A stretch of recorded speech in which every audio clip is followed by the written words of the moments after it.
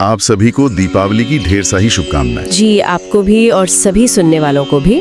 तो आज हम एक खास विषय पर बात करने वाले हैं। दिवाली पर लक्ष्मी पूजन कैसे करें, इसकी एक सरल और पूरी विधि। कोशिश रहेगी कि इस विधि के हर छोटे बड़े पहलू को समझें कि क्यों करते हैं, कैसे करते हैं, ताकि इसका महत्व पता चले। देखिए, दिवाली तो है ही रोशनी, खुशी का त्योहार और देवी लक्ष्मी के आगमन का पर्व। तो ये माना जाता है कि सही विधि से पूजा करने से घर में सकारात्मकता आती है, कृपा बनी रहती है। स्रोत भी इसी पारंपरिक सोच पर जोर देता है। सही बात है। तो चलिए फिर शुरू करते हैं। स्रोत के हिसाब से पूजा शाम को करनी चाहिए, नहा धोकर, साफ कपड़े पहनकर। जी। और सबसे पहले है पूजा की चौकी लगाना। इसमें दिशा का भी ध्यान रखना है ना, उत्तर या पूर्व। हाँ बिल्कुल, उत्तर दिशा कुबेर की और पूर्व देवताओं की मानी जाती है। तो शुभता के लिए इन दिशाओं में मुख करके पूजा करने को कहा गया है। अच्छा, और चौकी पर लाल कपड़ा बिछाते हैं? जी, लाल रंग देवी लक्ष्मी को प्रिय बताया गया है। ये ऊर्जा और सौभाग्य का भी प्रतीक है। ठीक है। फिर चौकी पर लक्ष्मी गणेश का पोस्टर या मूर्तियां रखनी है? हाँ, नई मूर्तियां हो तो अच्छा, पर वीडियो में ये भी बताया है कि अगर पुरानी पूजित मूर्तियां हैं घर में तो उनका भी इस्तेमाल कर सकते हो, कोई दिक्कत नहीं। ये अच्छी बात है।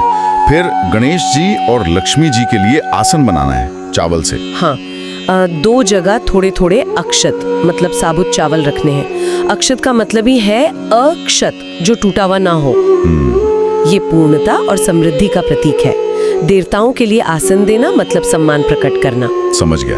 और फिर भगवान विष्णु के लिए सुपारी रखते हैं या उनकी मूर्ति? जी, सुपारी को उनका प्रतीक मानकर रख सकते हैं, या फिर मूर्ति या तस्वीर है तो वो भी रख सकते हैं। साथ में वो सब सामान जो धनतेरस पे खरीदा हो, सोना चांदी, पैसे, बर्तन। हाँ बिल्कुल, सोना चांदी, कुछ नकद पैसे, कोई नया बर्तन लिया हो तो वो भी। इन सबको लक्ष्मी जी का ही स्वरूप मानकर पूजा में शामिल करने की बात कही गई है। तो मतलब पूजा की शुरुआत ही एक तरह से धन और समृद्धि के आह्वान से हो रही है। एकदम सही। सोना चांदी, पैसा, बर्तन, ये सब धन के अलग अलग रूप हैं और विष्णु जी की उपस्थिति भी जरूरी है। लक्ष्मी जी उनकी शक्ति हैं, अर्धांगिनी है, तो उनका साथ में पूजन एक तरह से संतुलन दिखाता है। अच्छा, अब आते हैं कलश स्थापना पर। स्रोत कहता है कि ये बहुत शुभ है दिवाली पूजा में। जी हाँ, कलश स्थापना तो कई पूजाओं में बहुत महत्वपूर्ण मानी जाती है। ये देवताओं के आवाहन और पूजा स्थल पर एक पवित्र ऊर्जा बनाने का तरीका है। ये सिर्फ एक लोटा नहीं रह जाता, ये दिव्यता और प्रचुरता का प्रतीक बन जाता है। तो इसे कहाँ रखना है? लक्ष्मी जी के दाहिनी ओर? हाँ, लक्ष्मी जी की मूर्ति के दाहिनी तरफ, यानी जब आप पूजा कर रहे हैं तो आपके बाईं तरफ पड़ेगा। ठीक है। और इसके लिए पहले नीचे चावल से कुछ बनाना होता है, अष्टदल कमल। हाँ, अक्षत से 8 पंखुड़ियों वाला कमल बनाने को कहा गया है। कहते हैं देवी लक्ष्मी को कमल प्रिय है। अगर वो मुश्किल लगे तो सिर्फ चावल की ढेगी बनाकर उस पर भी कलश रख सकते हैं। ओके।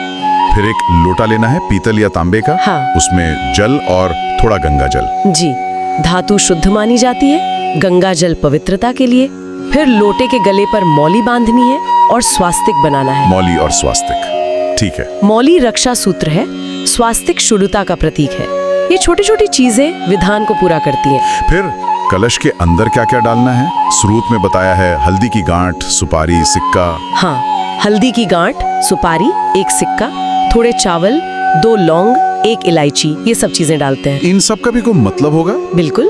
आप देखिए, हल्दी शुभता, सुपारी पूर्णता, सिक्का धन, चावल अन्न, लौंग इलायची स्वाद, जीवन का रस, ये सब सिंबॉलिक हैं। अच्छा, फिर कलश के ऊपर आम या अशोक के पत्ते, उन पर तिलक लगाकर चावल से भरकर रखना है। और सबसे ऊपर नारियल, लाल कपड़े या मौली में लपेटकर। हाँ, नारियल यानी श्रीफल, उसे मौली या लाल कपड़े में लपेटकर उसका मुख अपनी ओर रखते हुए उस चावल भरी कटोरी पर स्थापित करना है। ये पूजा की सफलता का प्रतीक माना जाता है। तो ये हो गई कलश स्थापना। इसके बाद अखंड दीपक। अखंड दीपक यानी ऐसा दीपक जो खंडित ना हो, लगातार जले। इसके लिए भी नीचे चावल से स्वास्तिक या ढेरी बनानी है। हाँ, आधार के लिए। फिर उस पर एक बड़ा मिट्टी का दिया रखें, उसमें सरसों का तेल भरकर जलाएं। सरसों का तेल ही क्यों? भी जोड़कर देखते हैं इसे कई लोग बाधाएं दूर करने के लिए। और ये दीपक पूरी रात जलता रहे, ऐसी कोशिश करनी चाहिए। पूरी रात, इसका क्या महत्व है? ये निरंतरता का प्रतीक है, अंधकार पर प्रकाश की विजय का। घर में सकारात्मक ऊर्जा बनी रहे, ज्ञान और समृद्धि का प्रकाश बना रहे, ये कामना है इसके पीछे। समझ गया। दीपक जलाने के बाद संकल्प लेना है। हाँ, हाथ में जल, फूल, अक्षत लेकर मन में प्रार्थना करनी है, देवी देवताओं को निमंत्रण देना है कि आइए हमारी पूजा स्वीकार कीजिए। और प्रार्थना करनी है कि देवी लक्ष्मी घर में वास करें। कोई गलती हो गई हो तो क्षमा करें। जी, संकल्प से पूजा का उद्देश्य साफ हो जाता है, भक्त का समर्पण दिखता है। संकल्प के बाद फिर मुख्य पूजा शुरू होती है। सबसे पहले जल के छींटे मारकर स्नान कराना, भाव रूपी स्नान। हाँ, सभी देवी देवताओं को, कलश को, दीपक को, ये शुद्धि का प्रतीक है। फिर वस्त्र के रूप में मौली चढ़ानी है, गणेश जी, लक्ष्मी जी, विष्णु जी, सबको, यहाँ तक कि बर्तनों और सोने चांदी को भी। जी हाँ, वस्त्र समर्पण सम्मान का प्रतीक है। मौली रक्षा सूत्र भी है, तो ये सुरक्षा की कामना भी जोड़ता है। कलश पर तो पहले ही बांध दी थी। हाँ, फिर तिलक लगाना है सबको, देवताओं को, कलश, दीपक और घर के लोगों को भी। जी, तिलक सम्मान है, आज्ञा चक्र पर लगाते हैं, कहते चेतना जागृत होती है। फिर अक्षत चढ़ाने हैं। हाँ, सब पर। अक्षत पूर्णता और सौभाग्य लाते हैं। और जनेऊ? गणेश जी और विष्णु जी को। हाँ, अगर जनेऊ है तो वो। नहीं तो मौली भी समर्पित कर सकते हैं। गणेश जी को हल्दी की गांठ भी अलग से चढ़ाने का विधान बताया है। हल्दी की गांठ, ठीक है। फिर फूल चढ़ाने अलग अलग रंग के। जी, गणेश जी को पीला फूल प्रिय बताया गया है, लक्ष्मी जी को लाल, जैसे गुड़हल या कमल मिल जाए तो बहुत अच्छा। कमल तो उनका आसन है। बिल्कुल। विष्णु जी को भी पीला फूल और कलश देव को भी फूल समर्पित करने हैं। अच्छा, अब कुछ खास चीजें हैं जो लक्ष्मी जी को बहुत प्रिय मानी जाती हैं। स्रोत में इनका जिक्र है, कौड़ियाँ। हाँ, कौड़ियाँ कहते हैं समुद्र मंथन से निकली थी, लक्ष्मी जी की बहन मानी जाती हैं। स्रोत में 5 कौड़ियाँ चढ़ाने का सुझाव है। 5 कौड़ियाँ। और गोमती चक्र, वो भी 5? जी, गोमती चक्र, जिनके अंदर चक्र जैसा बना होता है, ये भी समुद्र से जुड़े हैं। 5 की संख्या शायद शुभता या पंच तत्वों के लिए हो। और कमल गट्टे, कमल के बीज, वो भी 5? हाँ, कमल गट्टे भी 5। ये लक्ष्मी जी के आसन कमल से जुड़े हैं। ये सारी चीजें, कौड़ी, गोमती चक्र, कमल गट्टे, धन, समृद्धि और सौभाग्य को आकर्षित करने वाली मानी जाती हैं। इनके अलावा सुपारी भी चढ़ानी है। जी, ठीक है। इन विशेष चीजों के बाद सप्तधान चढ़ाना है, 7 तरह के अनाज। हाँ, 7 प्रकार के साबुत अनाज। स्रोत में गेहूं, बाजरा, जौ, चावल, चना, मूंग, धनिया का उदाहरण दिया है, पर कोई भी 7 अनाज ले सकते हैं। ये क्यों चढ़ाते हैं? ये प्रकृति और कृषि के प्रति आभार है। समृद्धि तो अन्न से भी आती है ना, तो सभी प्रकार की धान्य संपदा की कामना है इसके पीछे। सही बात है। फिर आता है भोग, मिठाई, फल। हाँ, घर की बनी मिठाई हो या बाजार की, मौसम के फल, पंचमेवा भी बहुत लोग चढ़ाते हैं। और सबसे जरूरी बताया गया है खील बताशे का भोग। बिल्कुल, खील और बताशे लक्ष्मी जी को बहुत प्रिय माने जाते हैं। शायद उनकी सादगी के कारण या कृषि से सीधे जुड़े होने के कारण। खील तो धान का ही फूला हुआ रूप है, नई फसल का प्रतीक। इसे सबको चढ़ाना है और नए बर्तन में भी थोड़ा छिड़कना है। जी। फिर पान का भोग। हाँ, 1 या 2 पान के पत्तों पर सारी भोग की चीजें थोड़ी थोड़ी रखकर देवी लक्ष्मी को समर्पित करना है।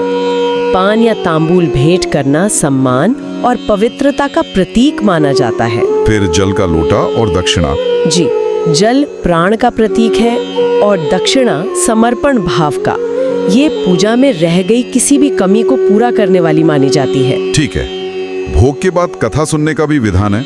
हाँ, कई घरों में दिवाली की कथा सुनते हैं। अगर सुनते हैं तो हाथ में थोड़े खील बताशे लेकर सुने और फिर माँ लक्ष्मी के चरणों में चढ़ा दें। ये हमें परंपरा से जोड़ता है। और धूप जलाना जरूरी है पूजा में। हाँ, स्रोत में कहा गया है कि माँ लक्ष्मी को सुगंध प्रिय है। धूप से वातावरण भी शुद्ध होता है, भक्ति का माहौल बनता है। फिर आरती, इसके लिए अलग से दिया सजाना है। जी, एक छोटा दिया सजाकर घी का या कपूर से उससे आरती करनी है। पहले गणेश जी की, फिर माँ लक्ष्मी की। जो अखंड दीपक जलाया है उसे नहीं उठाना है आरती के लिए। अच्छा, अखंड दीपक अपनी जगह जलता रहेगा। बिल्कुल, आरती तो भक्ति और खुशी की अभिव्यक्ति है। दीपक की लौ को भगवान के सामने घुमाकर हम अपने अंदर के अंधकार को दूर करने की प्रार्थना करते हैं। आरती के बाद क्षमा याचना। हाँ, हाथ जोड़कर पूजा में जाने अनजाने हुई भूल चूक के लिए माफी मांगनी है। ये हमारी विनम्रता दिखाता है। और फिर प्रार्थना करनी है कि माँ लक्ष्मी घर में निवास करें। जी, चाहे तो इसके बाद माँ लक्ष्मी के बीज मंत्र ओम ह्रीम श्रीम लक्ष्मीये नमः का जाप भी कर सकते हैं। 108 बार करें तो उत्तम, नहीं तो 5, 11, 21 बार भी श्रद्धा अनुसार कर सकते हैं। ओम ह्रीम श्रीम लक्ष्मीये नमः, ये बीज मंत्र शक्तिशाली माने जाते हैं। हाँ, ह्रीम और श्रीम बहुत शक्तिशाली बीज मंत्र माने जाते हैं। ये ऊर्जा को केंद्रित करते हैं और देवी की कृपा को आकर्षित करते हैं। और पूजा के एकदम अंत में एक और चीज बताइए स्रोत ने, धान वर्षा। हाँ, ये बड़ा रोचक है। परिवार के सब लोग मिलकर दोनों हाथों से खील यानी धान माँ लक्ष्मी पर बरसाते हैं। अच्छा, इससे पूजा पूरी मानी जाती है। ये उत्सव खुशी और प्रचुरता का प्रतीक है। देवी के आशीर्वाद की वर्षा की कामना है। तो ये तो हो गई पूरी पूजा, लेकिन एक और चीज है, लक्ष्मी पोटली। जी, लक्ष्मी पोटली ये पूजा के बाद या जब सुविधा हो तब बना सकते हैं। ये एक तरह से पूजा के आशीर्वाद और ऊर्जा को सहेजने का तरीका है। कैसे बनाते हैं इसे? एक लाल कपड़ा या बनी बनाई पोटली ले लें। उसमें पूजा में जो खास चीजें चढ़ाई थी, कौड़ी, गोमती चक्र, कमलगट्टे, वो 5-5 या कम भी? स्रोत ने 5-5 कहा है, पर यह भी जोड़ा है कि 2-2 भी ले सकते हैं। साथ में सुपारी, हल्दी की गांठ और पूजा में रखा चांदी का सिक्का। चांदी का ना हो तो 1 रुपए का सिक्का भी चलेगा। ये सब चीजें पोटली में रखनी है। जी, और फिर ओम ह्रीम श्रीम लक्ष्मीये नमः मंत्र बोलते हुए पोटली की गांठ बांध देनी है। मंत्र बोलते हुए गांठ बांधनी है। हाँ, ताकि वो ऊर्जा उसमें स्थापित हो जाए। फिर इस पोटली को धन स्थान पर, जैसे तिजोरी में या जहाँ पैसे गहने रखते हैं, वहाँ पूरे साल के लिए रख देना है। अच्छा, पूरे साल के लिए? जी, इसका सिंबॉलिज्म साफ है। उस स्थान पर देवी की कृपा और समृद्धि बनी रहे। और अगले साल? अगले साल दिवाली पर पुरानी पोटली खोलकर देख लें।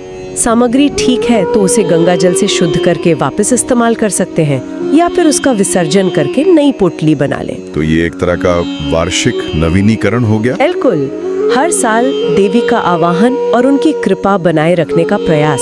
तो ये थी दिवाली पर लक्ष्मी पूजन की एक काफी विस्तृत विधि, जैसा कि तीज, त्योहारों और धर्म चैनल के वीडियो में बताया गया है। तैयारी से लेकर पूजा, आरती और फिर लक्ष्मी पोटली तक। हाँ, हमने देखा कि कैसे हर छोटे कदम का, हर वस्तु का अपना एक प्रतीकात्मक अर्थ बताया गया है। बिल्कुल, ये सिर्फ एक रिचुअल या अनुष्ठान नहीं लगता, बल्कि इसमें परंपरा, भक्ति और कई सारे सिंबल्स का मिश्रण है। सही कहा। स्रोत के अनुसार ये आशा, कृतज्ञता और समृद्धि के लिए एक प्रार्थना का व्यवस्थित रूप है। आखिर में एक सवाल मन में आता है जिस पर शायद सोचा जा सकता है जी, कि ये सब विधियां, वस्तुएं, प्रतीक अपनी जगह हैं, पर इनके परे वो कौन सी अंदरूनी भावना या आस्था है जो किसी भी व्यक्ति के लिए इस तरह की पूजा को व्यक्तिगत रूप से सार्थक बनाती है? ये बहुत गहरा सवाल है। शायद यही वो चीज है जो इन बाहरी क्रियाओं को आत्मा से जोड़ती है। विश्वास, श्रद्धा, समर्पण। हाँ, शायद इसी पर मनन करने से पूजा का अनुभव और भी गहरा हो सकता है।